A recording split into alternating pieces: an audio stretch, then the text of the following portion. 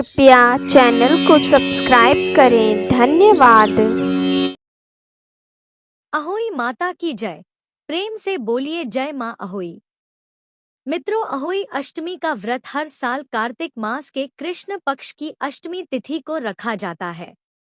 इस दिन माताएं अपनी संतान की दीर्घायु के लिए निर्जला व्रत करती हैं और अहोई माता की पूजा करती हैं। इस व्रत में तारों को अर्घ्य देकर माताएं व्रत खोलती हैं और भगवान गणेश को भोग लगाने के बाद अपने बच्चों को प्यार से खाना खिलाती हैं। तो चलिए मित्रों, अहोई माता को नमन करते हुए सुनते हैं अहोई अष्टमी व्रत की कथा। मित्रों, प्राचीन काल में किसी नगर में एक साहूकार रहता था। उस साहूकार के 7 पुत्र तथा 7 बहुएं थी। इस साहूकार की एक बेटी भी थी जो दीपावली के अवसर पर ससुराल से मायके आया करती थी। दीपावली पर घर को लीपने के लिए 7 बहुएं मिट्टी लाने जंगल में गईं, तो ननद बोली, मैं भी आप सभी के साथ चलूंगी, और वो भी उनके साथ जंगल की ओर चल पड़ी। साहूकार की बेटी जहां से मिट्टी ले रही थी, उसी स्थान पर स्याहू अपने 7 बेटों से साथ रहा करती थी। मिट्टी खोदते हुए गलती से साहूकार की बेटी की खुरपी से स्याहू का एक बच्चा मर गया। अपने हाथ से हुई हत्या को लेकर साहूकार की बेटी को बहुत दुख हुआ, परंतु अब क्या हो सकता था। स्याहू इस पर क्रोधित होकर बोली, मैं तुम्हारी कोख बांधूंगी। स्याहू की यह बात सुनकर साहूकार की बेटी अपनी 7 भाभियों से एक एक करके विनती करती है कि वह उसके बदले अपनी कोख बंधवा ले। सबसे छोटी भाभी ननद के बदले अपनी कोख बंधवाने के लिए तैयार हो जाती है। इसके बाद छोटी भाभी शोकाकुल करती हुई अपने घर लौट आई और कुछ दिनों बाद उसके बेटे का निधन हो गया। फिर अकस्मात दूसरा, तीसरा और इस प्रकार वर्ष भर में उसके सभी बेटे मर गए। अपने 7 पुत्रों की इस प्रकार मृत्यु होने के बाद महिला अत्यंत व्यथित रहने लगी।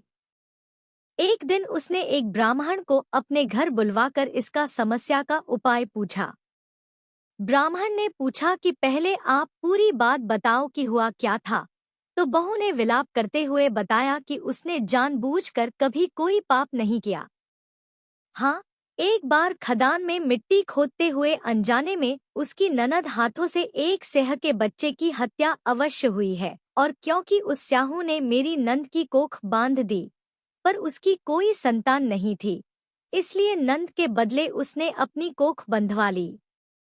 यह सब सुनकर पंडित ने उसे सुरही गाय की सेवा करने की सलाह दी, क्योंकि सुरही गाय ही उसे स्याहू का पता बता सकती थी। बहू ने काफी समय तक सुरही गाय की सेवा की। सुरही गाय बहू की सेवा से प्रसन्न हो गई और उसे स्याहू के पास ले जाती है। रास्ते में थक जाने पर दोनों आराम करने लगते हैं। अचानक साहूकार की छोटी बहू की नजर एक और जाती है। वह देखती है कि एक सांप गरुड़ पंखनी के बच्चे को डंसने जा रहा है और इसलिए वह सांप को मार देती है। इतने में गरुड़ वहां आ जाती है और खून बिखरा हुआ देखकर उसे लगता है कि छोटी बहू ने उसके बच्चे को मार दिया है, और इस पर वह छोटी बहू को चोंच मारना शुरू कर देती है। छोटी बहू इस पर कहती है कि उसने तो उसके बच्चे की जान बचाई है। गरुड़ को इस पर बहुत खुशी होती है और सुरही सहित उन्हें स्याहू के पास पहुंचा देती है। अब तो स्याहू छोटी बहू की सेवा से प्रसन्न होकर उसे 7 पुत्र और 7 बहुएं होने का आशीर्वाद देती है। अगले वर्ष अहोई अष्टमी का व्रत आने पर छोटी बहू भगवती माता की शरण लेकर सेह और सेह के बच्चों का चित्र बनाकर उनकी आराधना की और क्षमा याचना की। साहूकार की बहू ने कार्तिक मास की कृष्ण पक्ष की अष्टमी को उपवास व पूजा अर्चना की। अहोई माता के आशीर्वाद से छोटी बहू का घर पुत्र और पुत्र की वधुओं से हरा भरा हो जाता है। वह हर वर्ष नियमित रूप से ऐसा करने लगी और तभी से अहोई व्रत की परंपरा प्रचलित हो गई। कथा समाप्त हुई। बोलिए जय अहोई माता की। अब सुनते हैं दूसरी कथा। पुराने समय की बात है। दतिया नामक नगर में एक नामी सेठ चंद्रभान रहा करते थे। उनकी पत्नी का नाम चंद्रिका था। जो बहुत गुणवती, सुंदर तथा चरित्रवान स्त्री थी। सेठ और सेठानी के विवाह को काफी समय हो चुका था, परंतु उनकी कोई भी संतान नहीं थी। ऐसा इसलिए थे क्योंकि सेठानी ने कई संतानों को जन्म तो दिया, मगर सभी संतानों की छोटी आयु में ही मृत्यु हो जाती थी। अपनी सभी संतानों के इस तरह मरते रहने के कारण पति पत्नी बहुत दुखी रहा करते थे तथा उन्हें अब यह चिंता होने लगी थी कि उनकी मृत्यु के पश्चात उनका वंश कौन चलाएगा। उनके लिए जीवन में धन दौलत का कोई महत्व नहीं रह गया था, क्योंकि संतान का सुख उन्हें नहीं मिल पा रहा था। सेठ और सेठानी की यह पीड़ा दिन पर दिन और गहरी होती जा रही थी। तो एक दिन दोनों ने सोचा कि हम धन धान्य सब कुछ त्याग कर जंगलों में निवास करेंगे और वही अपने प्राण त्याग देंगे। ऐसा सोचकर सेठ और सेठानी सारा धन धान्य सब कुछ छोड़कर जंगल की ओर चल पड़े। चलते चलते सेठ और सेठानी बद्री का आश्रम के पास शीतल कुंड के समीप जा पहुंचे और वहां जाकर प्राण त्यागने का मन बना लिया। उन दोनों ने सोचा कि अब वे अन्न और जल का त्याग कर तपस्या करेंगे और जब तक उन्हें कोई दिव्य संकेत नहीं मिलता, वे अपने प्राण त्याग देंगे। इस प्रकार से दोनों अपने प्राण त्यागने के लिए अन्न जल त्याग कर तपस्या करने बैठ गए। सेठ और सेठानी दोनों ने अपनी तपस्या आरंभ की और बिना भोजन और पानी के लगातार 7 दिनों तक तप करते रहे। उनकी तपस्या बहुत कठिन थी और इसके चलते उनके शरीर कमजोर हो गए, लेकिन उनका संकल्प अटल रहा। सेठ और सेठानी को इस प्रकार बिना भोजन पानी के तपस्या करते हुए 7 दिन व्यतीत हो चुके थे। और इसी प्रकार से जब 8वां दिन आया तो उस दिन एक दिव्य आकाशवाणी हुई। उस आकाशवाणी ने कहा, हे चंद्रभान और चंद्रिका, तुम दोनों का यह संतान वियोग का कष्ट तुम्हारे पूर्व जन्मों के कर्मों का फल है। पूर्व जन्म में तुमने कई माताओं को उनकी संतान से वंचित किया था, जिसका दंड तुम्हें इस जन्म में भोगना पड़ा है। लेकिन अब तुम्हारी कठिन तपस्या के कारण तुम्हारे पाप नष्ट हो गए हैं और अब तुम्हारे कष्टों का अंत होगा। तुम दोनों की कठिन तपस्या और सच्ची भक्ति से तुम्हारे सभी पाप नष्ट हो चुके हैं। सेठ और सेठानी, तुम अब प्राण त्यागने का निर्णय छोड़ दो। तुम दोनों आने वाले कार्तिक मास के कृष्ण पक्ष की अष्टमी तिथि को पूरी सच्ची श्रद्धा के साथ निर्जला व्रत रखना और शाम के समय तारों को अर्घ्य देकर व्रत का पारण करना, जिसके प्रभाव से अहोई देवी प्रकट होगी। तुम उनसे अपने पुत्रों की दीर्घ आयु मांगना। साथ ही व्रत के दिन तुम राधा कुंड में स्नान करना। सेठ और सेठानी ने इस आकाशवाणी का पालन करने का निश्चय किया। अगले साल कार्तिक मास के कृष्ण पक्ष की 8वीं तिथि पर सेठानी ने बड़ी श्रद्धा से अहोई माता का व्रत किया और रात को सेठ ने राधा कुंड में स्नान किया। जब सेठ स्नान करके वापस आ रहा था तो रास्ते में अहोई देवी ने दर्शन दिए और बोली, मैं तुम पर बहुत प्रसन्न हो, तुम मुझसे कोई वर मांगो। अहोई देवी के दर्शन करके सेठ अति प्रसन्न हुआ और उसने कहा कि माँ, मेरी संतान अल्पायु में ही स्वर्ग सिधार जाते हैं, इसलिए आप उनकी दीर्घ आयु का वरदान दे।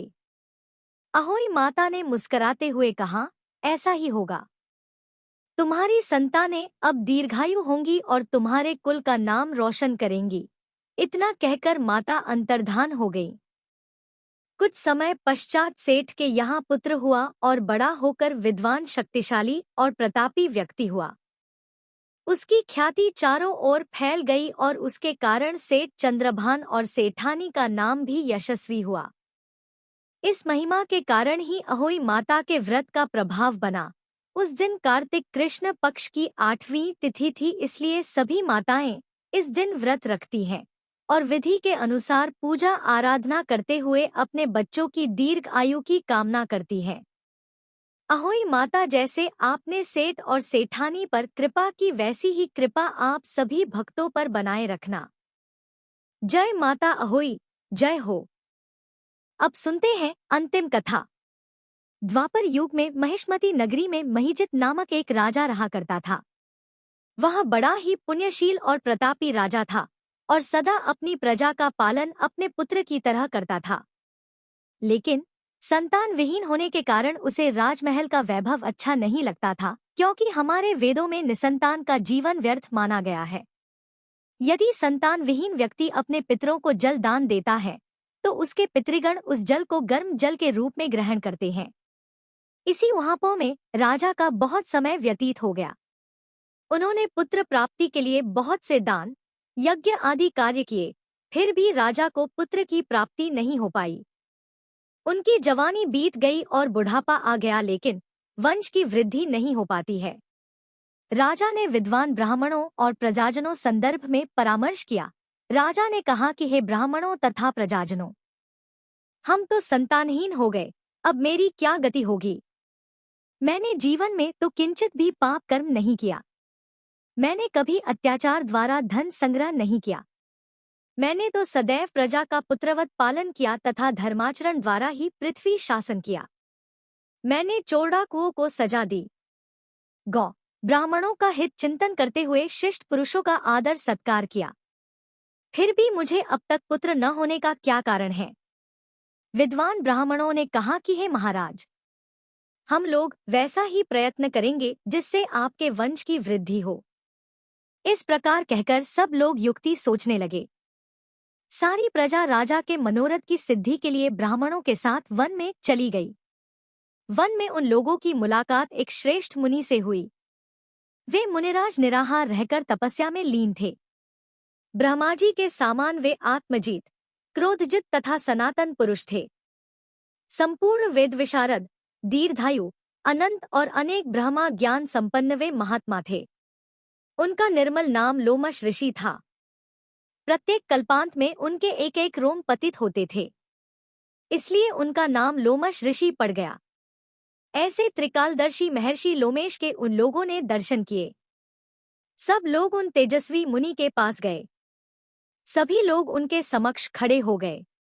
मुनि के दर्शन से सभी लोग प्रसन्न होकर कहने लगे कि हम लोगों को सौभाग्य से ही ऐसे मुनि के दर्शन हुए। इनके उपदेश से हम सभी का मंगल होगा।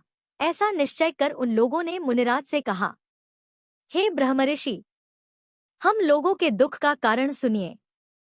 अपने संदेह के निवारण के लिए हम लोग आपके पास आए हैं। हे भगवन, आप कोई उपाय बताएं। महर्षि लोमेश ने पूछा, सज्जनों, आप लोग यहाँ किस अभिप्राय से आए हैं? मुझसे आपका क्या प्रयोजन है? पूरी बात स्पष्ट रूप से कहिए। मैं आपके सभी संदेहों का निवारण करूंगा। प्रजाजनों ने उत्तर दिया, है मुनिवर, हम माहिष्मती नगरी के निवासी हैं। हमारे राजा का नाम महीजित है। वह राजा ब्राह्मणों का रक्षक, धर्मात्मा, दानवीर, शूरवीर एवं मधुरभाषी है। उस राजा ने हम लोगों का पालन पोषण किया है, लेकिन उन्हें आज तक संतान की प्राप्ति नहीं हुई है। उन्होंने कहा है, भगवान, माता पिता तो केवल जन्मदाता ही होते हैं, लेकिन असल में पोषक तो राजा ही होता है। उन्हीं राजा के लिए हम गहन वन में आए हैं। आप कोई ऐसी युक्ति बताइए जिससे राजा को संतान की प्राप्ति हो। ऐसे गुणवान राजा को कोई पुत्र न हो, यह बड़े दुर्भाग्य की बात है। हे मुनिवर, किस व्रत, दान, पूजन आदि अनुष्ठान कराने से राजा को पुत्र होगा? आप कृपा करके हम सभी को बताएं। प्रजा की बात सुनकर महर्षि लोमेश बोले, हे भक्तजनों, आप लोग ध्यानपूर्वक सुने। मैं पुत्रदायक व्रत को बतला रहा हूँ। यह व्रत निसंतान को संतान और निर्धनों को धन देता है। कार्तिक मास के कृष्ण पक्ष की अष्टमी तिथि को अहोई अष्टमी का पूरे विधि विधान से व्रत करके राजा ब्राह्मणों को भोजन कराएं, साथ ही उन्हें वस्त्र दान करें। अहोई माता की कृपा से उन्हें अवश्य ही पुत्र की प्राप्ति होगी। महर्षि लोमश की यह बात सुनकर सभी लोग करबद्ध होकर उठ खड़े हुए और वहां से निकल गए। सभी ने आकर यह बात राजा से बताई।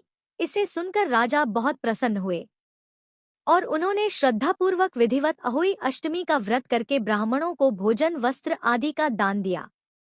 रानी सुदक्षिणा को माता की कृपा से 9 माह बाद एक सुंदर और सुलक्षण पुत्र की प्राप्ति हुई। कथा समाप्त हुई। बोलिए मित्रों, जय मां पार्वती, जय माता हुई।